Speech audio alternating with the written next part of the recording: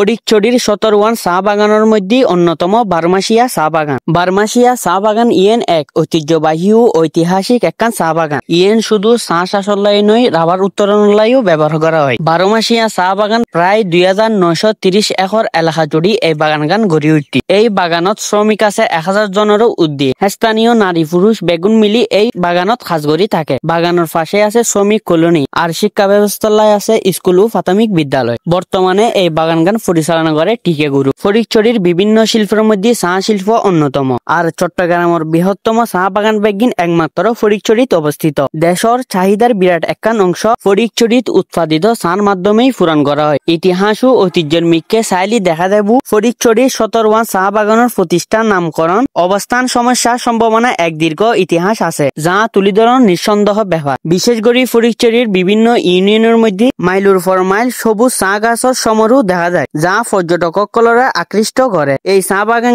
শুধু একখান বাণিজ্যিক কেন্দ্র নয়, ইন প্রকৃতিক এক মনোমুগ্ধকর দৃশ্যও গড়ে উঠে। ফটিকছড়ির বারমাসিয়া চা বাগান লই আজির মতো ভিডিও দেখাবো অন্য ভিডিও।